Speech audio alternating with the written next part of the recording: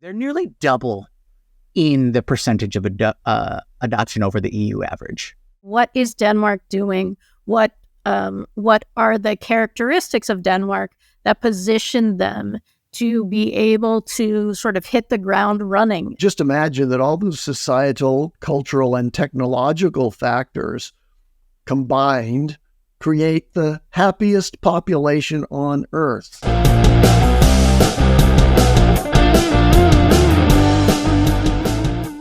Hey, good morning, everybody. It's Tuesday, August 6th, 2024, and you are watching the Daily AI Show live. And today we're talking about Denmark and how their AI adoption approach makes them a leader in AI in the EU, just in terms of like the adoption. With me today, I have Jyunmi. We'll see if somebody else comes. Tomorrow is our anniversary show, so we expect Brian back and everybody, maybe the whole crew. Aaron's saying he's looking forward to it too. So today's show, why Denmark? Well, they have been in the AI radar since like 2019. 2019 was a study where, let me pull this up. Sorry. Where they were shown to be it was a McKinsey study that showed that Denmark's GDP could benefit, like had a big upside in early adoption in this way. And so Denmark has been doing that. Denmark has been making government decisions to implement AI, has been supporting the infrastructure needed so that businesses in Denmark can have easy access, right? They've been doing things in different sectors. And we just see that when we do these like broad data shows where we're looking at studies, Denmark is consistently near the top at awareness, adoption, and having good infrastructure support, so that like all of the pieces are coming together to be able to support a really great result from that. So that's why Denmark today. We're going to dive into it. And Jyunmi, what have you been thinking about Denmark? Well, a couple of things. First, hi, Karl. Second of all, when it comes to Denmark, I think the biggest number from a recent report that was done about AI adoption and just digital progression in the EU is they're nearly double in the percentage of adoption over the EU average, right? It's like 15.2% over 8% for the EU. And I think that's kind of, that's amazing to see that they're that much ahead, right? We all know that the U.S. advancement, this is where, all the big tech companies are and what they're building out and everything like that. But to see that huge adoption over their EU counterparts got me to thinking, I was like, what is exactly that it's doing? And a lot of it has to do with, there's a lot of comparable initiatives that Denmark is doing over its EU counterparts. One of them is the AI Matters initiative. It's basically a plan to help drive innovation in their manufacturing industry. And they also established what they call a regulatory sandbox. So essentially all of the agencies that deal with data, like their data protection agency or their digital government agency, they're all basically working together to drive AI forward, to drive digital governance forward. So, Andy's here too. How are you guys doing? Good, thank you. So, Andy, what are your thoughts on Denmark's big drive for AI? Well, it's a cultural, economic, and socioeconomic issue. First of all, Denmark's education system prioritizes lifelong learning. And that's something that AI can support. And if you're doing it, it's going to support your adoption of AI. Also, the education system, which is really top flight, encourages project work, which helps develop critical thinking, problem solving, and collaboration skills. It's not about rote knowledge transfer. So they've advanced on the educational side. But I think the biggest influence is in the culture. The culture prioritizes work-life balance, which gives people time and energy to actually invest in learning new skills and adopting new technologies. So the society is primed to do what is obviously happening in the data that came from the McKinsey report. Also, in their society, it's less competitive and more collaborative. So in our society, I believe that, everybody's competing for their way up that ladder and to become an individual contributor who's valued so highly that they'll be valued above others. Well, the more, I'll say it, the more socialistic culture of Denmark has a high level of trust and social cohesion around collaboration and knowledge sharing, which is really conducive to using AI. But let's go one step farther. And Denmark has what I'll call a welfare state model. Now, we think of welfare as a way it's been programmed in our terminology as something bad. Oh, if you have to go on welfare, that's a bad thing. But if you have a country that's focused on the welfare of its population, that's going to be a very different model, and one that's apparently very, very successful in this new technological world. They actually coined a term in the 1990s called flex security, which is a combination of high job security and flexible employment, so that employees have the opportunity to learn other things and move around, in effect, while never jeopardizing their role. And so this collaborative work culture focused on knowledge sharing, combined with Denmark's investment in digital infrastructure and a business-friendly environment, all of those things together create a socialist democracy that is really winning in the world of AI. Really well put, Andy. I love that. And I think that the purpose of this show today is to highlight those things, right? So what is Denmark doing? What are the characteristics of Denmark that position them to be able to sort of hit the ground running in this? And part of it was also that McKinsey report where they were looking forward, right? The reason that showed up in the report is because they were already positioning themselves. And I think I think you have something there that but they're also small, right? So sometimes it's a little easier to do things with a smaller community than a larger community, right? Things don't always scale. True. I'll do a little pushback on that. I think that's a common that is a common argument of why certain programs can't be implemented here in the United States. But I think for the most part, those plans and systems are scalable because they have to be built scalable to accommodate their own numbers, right? It would require certain sacrifices or repathed of certain resources and things like that for sure. But I think what Andy pointed out is that overall mentality of trying to take care of the populace, right? And that comes in on those multiple levels, like he pointed out. So I think their approach is more holistic, and that might be and that's probably the reason why they are far more successful in this, is because they've doubled down on it. They realize, this is going to be a net good, and most of the Scandinavian countries are they're always ahead in that area or that field.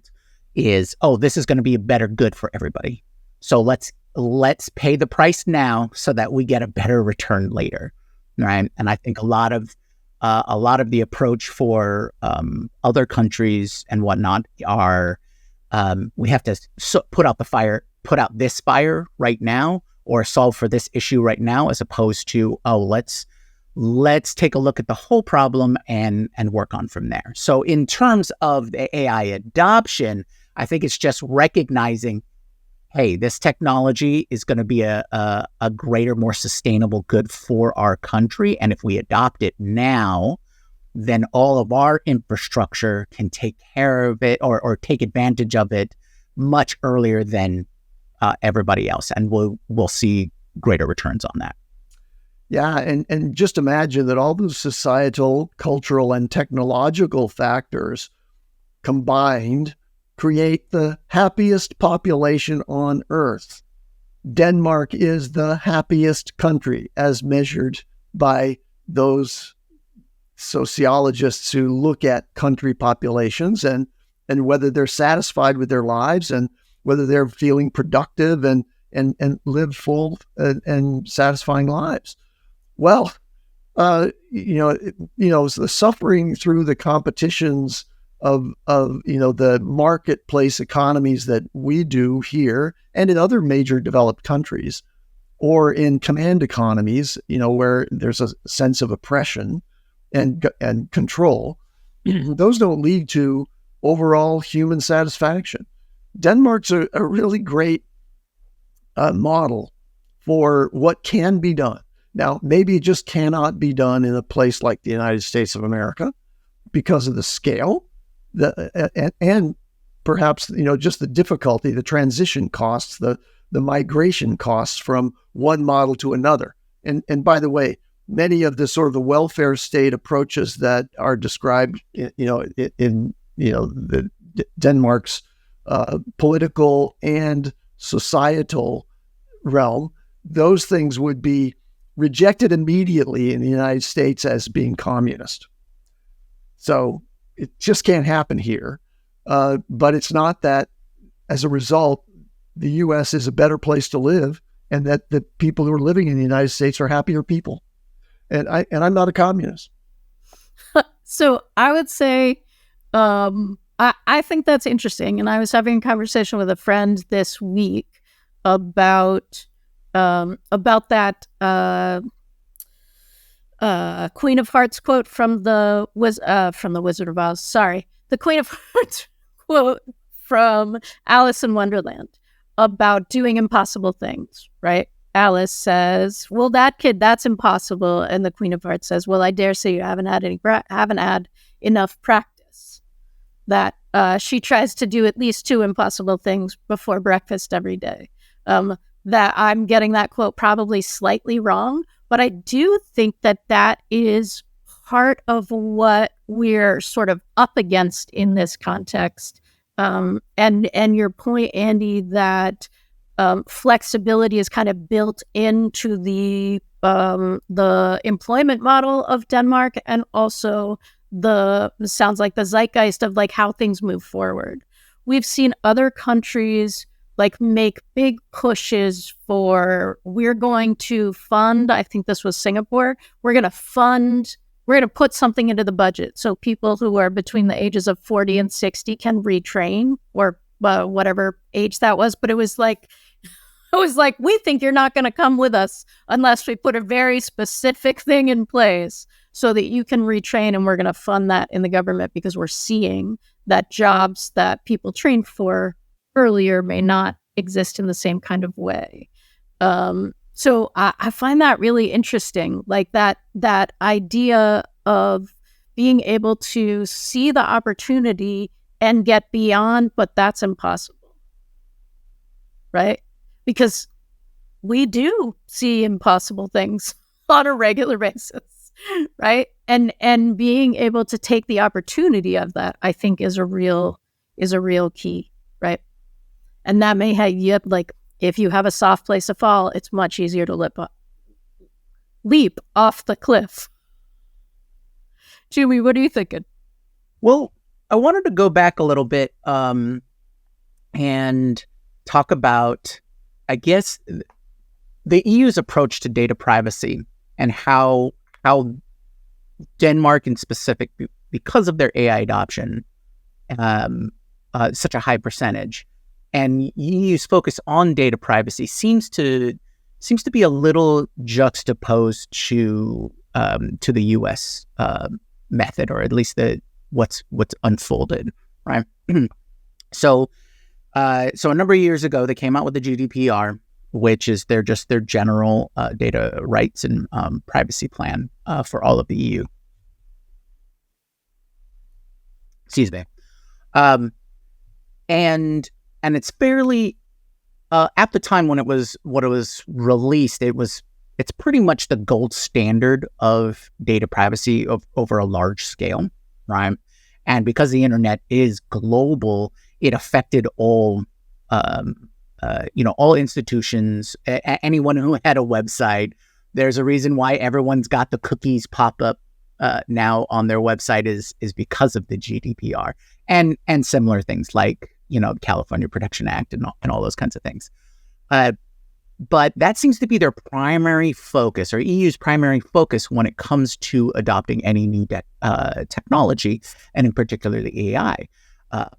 Because they were also the first ones to come out with their AI Act, right? First, release their draft, go through its iterations, and finally it just officially became put into law just a month or two ago. And so I find it interesting that was their primary focus, and that seemed to have led to a slower progression of AI adoption or AI development compared to the United States, where we see OpenAI and all the other big tech companies just go. Here's release everything, and only then did the public and the government go, hold on, what's going on here? So much stuff is changing. How do we catch up? And because it was so sudden and so quick, there seems to be a lot of conflict and still a lot of conversation of what to do. And of course, there's been big initiatives that are released like AI.gov and, all of those kinds of programs. But that seems to be playing catch up, whereas the EU seems to have taken that as the first step before they went to on the adoptions side of things.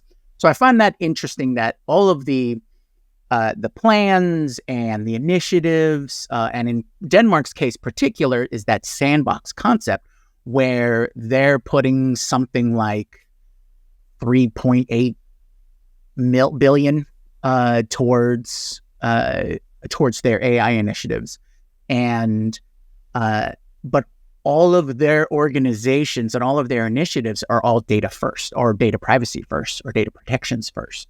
So I'm wondering if that led to their nearly doubling of AI adoption compared to their EU compatriots, is because they approached it from the data privacy side first so that they're more secure in the next step. And that's what I think we'll see with explosive growth on their side for AI adoption, because, okay, we have all the laws set, everybody's watching it, we've got our watchdog organizations, we've got our compliancy organizations, we've got our governance organizations. Now let's go forward, right? It's all about prepping and then moving forward. And I think Mistral's a great example of that as well, is because they're obviously they're the largest AI player, like foundational models and things like that in the EU. And we have seen report after report where it's like, oh yeah, they raised some more money from X, Y, and Z. This is the private sector. This is the public sector. They're all pumping it into it because, they're open source. They're EU based. They have all of the, and because they're developing under the EU regulations umbrella, they're probably going to feel more comfortable with implementing their local brand of AI. They're native compliant, yeah, right? Exactly. As they're being developed under those regulations. So there's this umbrella of individual personal privacy protection that the GDPR and the EU have pursued.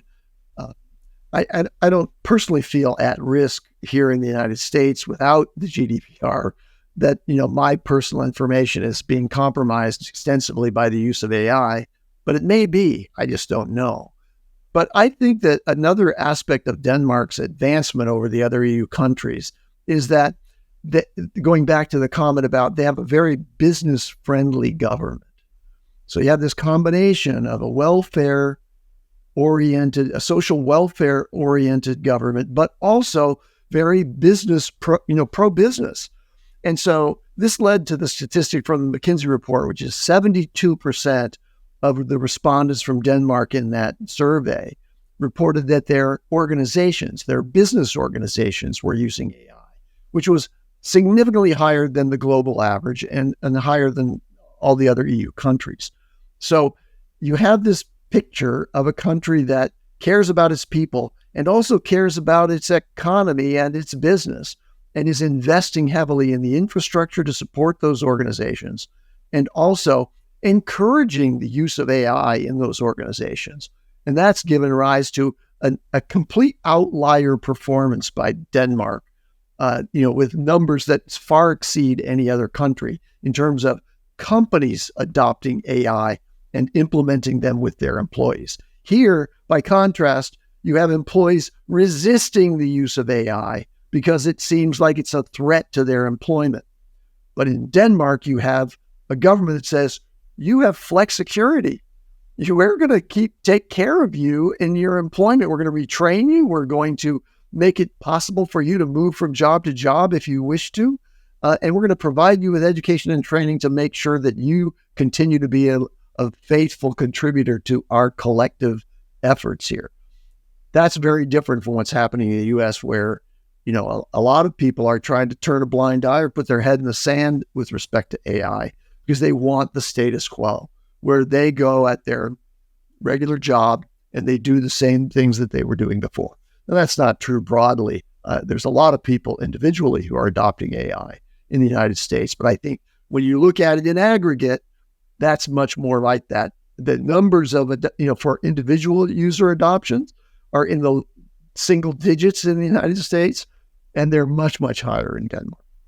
Well, and I wonder, all of that seems to play into how that can really make a difference in terms of adoption, right? In the U.S., we often find when we're consulting with companies that the push often comes from below. Somebody has found, it's an individual person who's found real use case, or the C-suite is feeling like everything else is moving really quickly and they need to do something. But there isn't there is less of we've been seeing this coming all along. We have a strategy. We have safety net kind of stuff if something is challenging. And I think that's really interesting in terms of being able to get that widespread adoption and be able to have the room. I want to say the room to fail, but what I really think I mean is the room to bounce, right? Because there is an inherent risk in AI adoption. Not that it's all going to turn on us and we're going to live in the Terminator, but that it is not software. It shifts. It's getting better. That doesn't mean that the bridge between here and better is an easy transition or smooth, right?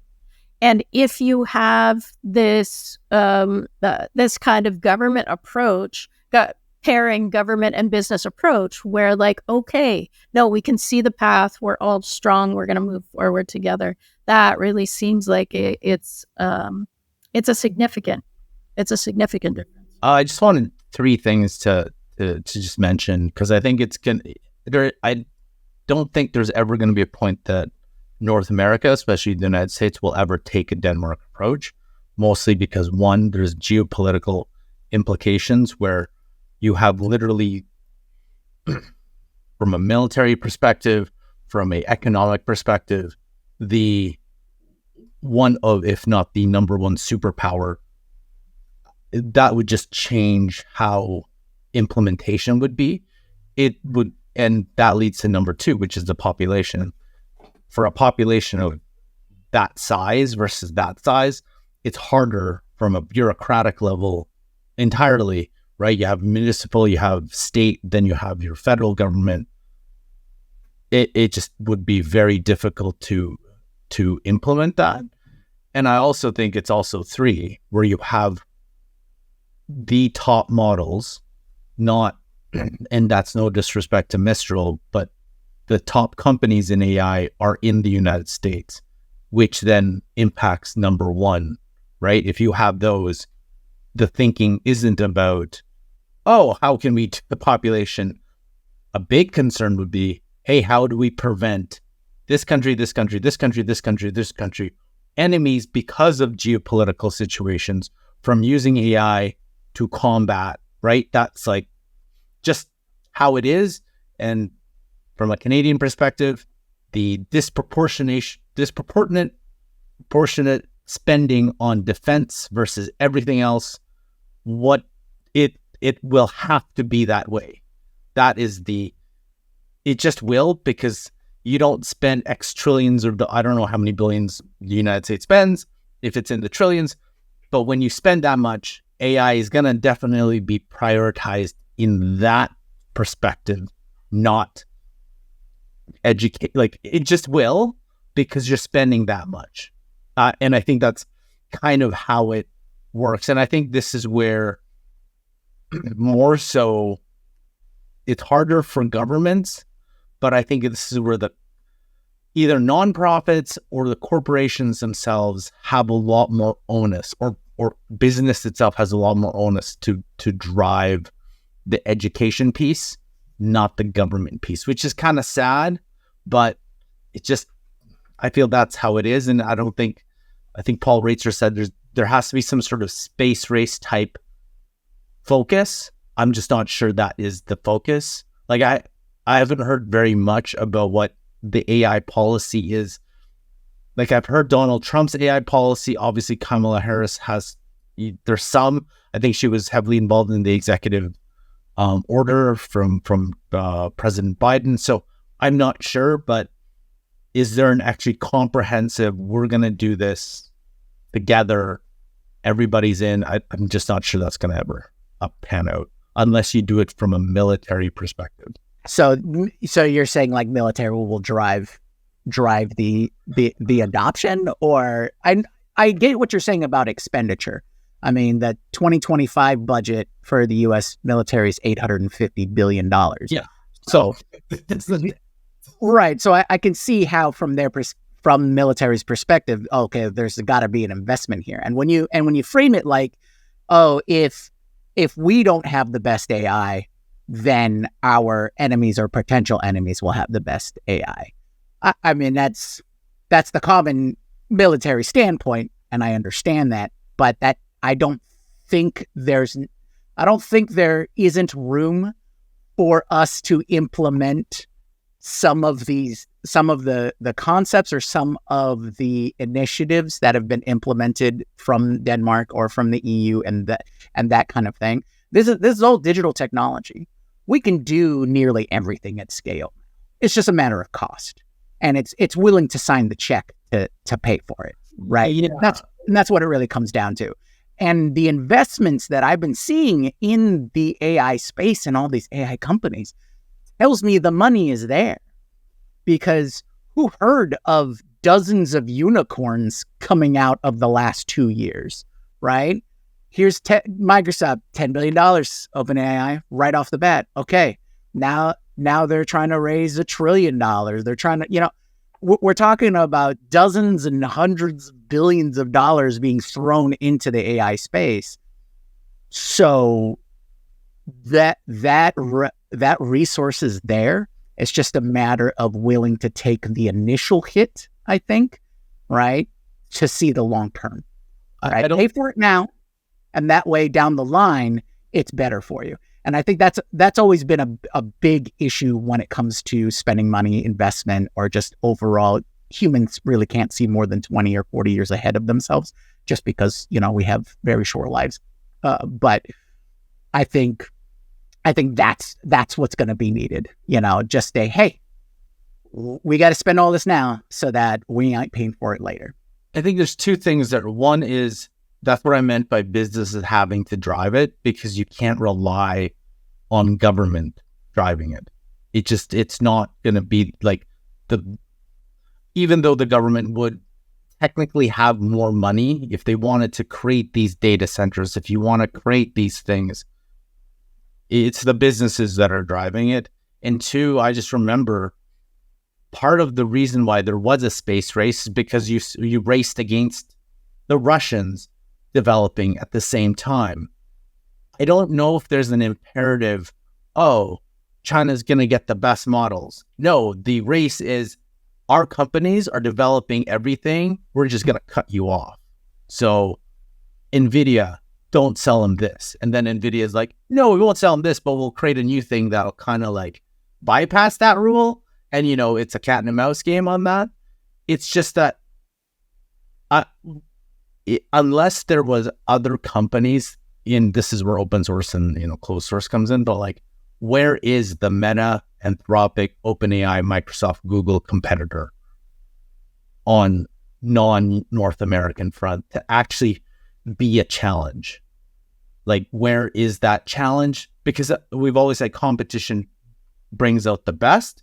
Where is the competition around the world? Mistral's there, but like, we never think of them as the leading edge, even though they produce, they'll come out. So that's the thing too. It's like, where is that? And I was expecting a lot more, but maybe, and I don't know if this was the case, is that the EU Act would discourage something like the ability to press without the data and all that kind of stuff. And we've already seen Meta's like, we're not releasing features in the EU because we don't know the regulations, or I don't know if it's we don't know, or it's unstable, or we just don't feel like complying because it's too much work. So we'll just do it here. And well, but the competition, there is competition, right? Between, I think you named it, between the U.S. Sure. and of course. China, right? China has the new chip. I mean, it's not like China releases press releases for us and says like, hey, just so you all know, this is exactly what we're doing just compared to what you're doing. So we're making some assumptions based on information that comes out, but China was not able to get the chip, so they created their own, which by report uses a ton less energy, and their energy infrastructure is more robust than the US's. So like that alone, I think, is a reason for a space race. Right? Like, hey, 2 for 1, we get better energy infrastructure, and let's make some big shifts while we're doing that, because that seems like an excellent idea in our history. Maybe some renewables could really help with this, and let's put some resources behind making sure that our companies are competitive. Right? So, Andy, I don't know if I can't remember if I got this from you. Didn't somebody say that Elon Musk said, hey, you know what? If we carve off an area of Utah and install solar panels all over there, we can power the entire United States and more? Yes. Is that even like theoretically, is that like doable? And two, is it like, I'm sure there's distribution challenges. Well, to put that in context, yes, the technology has advanced. I know when solar panels first came out as a technology, they weren't terribly efficient, right? But the technology's improved so much that California, when they put in their regulation, their law about every house, every home on their roof should have solar panels. And the incentive they gave to do that, to install that on the homes, they made a critical error, and the incentive allowed people to put solar panels on and tie it into the main grid. But what they didn't do was gave the same incentive for the storage capacity, right? And so what has happened for them is they gain so much power from sunlight in the most sunny points of the day, noon and all of that, that send so much power into their grid that it damages the grid, right? So just to put into context is, yes, there can be a tremendous amount of power that can be created by solar panels. And guess who has the best solar panels and manufactures most of them? China. So, and what does also China have? Tons of open space. I'm just saying. But yes, the Utah plan, I think when we were discussing it, it was more from the framework that having a single point of failure doesn't add to the integrity of the energy grid, but having more instances of sustainable power and power generation, absolutely. So, and it might have been a comment from him because he was selling his Tesla batteries as well. Right. I thought that's where you were going. So what do we know about batteries? Like, yeah, Tesla has like... I'd love to talk about solid state. I'd love to get your opinions on solid state batteries because I've been reading about that. Like, that's freaking amazing. But anyway, I'm amazed about sodium batteries. Okay, so if anyone's listening, check out sodium batteries. You also, who's at the head of sodium battery manufacturer as well? China. But okay. I digress. Please move on.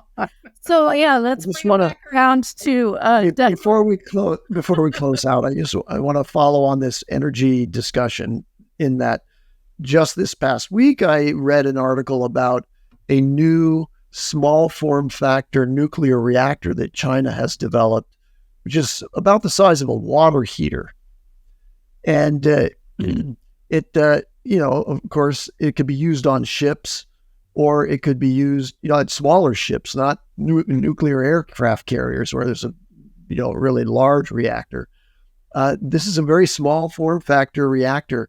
And you can imagine that in China, there wouldn't be necessarily the kind of environmental regulations that would prohibit them from deploying these smaller nuclear reactors in a broad way around their country. And they're not likely to be explosive or increasingly dangerous. There are advances in nuclear technology, but of course there is always the risk of radiation poisoning, if one of these things were to escape. So anyway, not to digress from Denmark, go Denmark.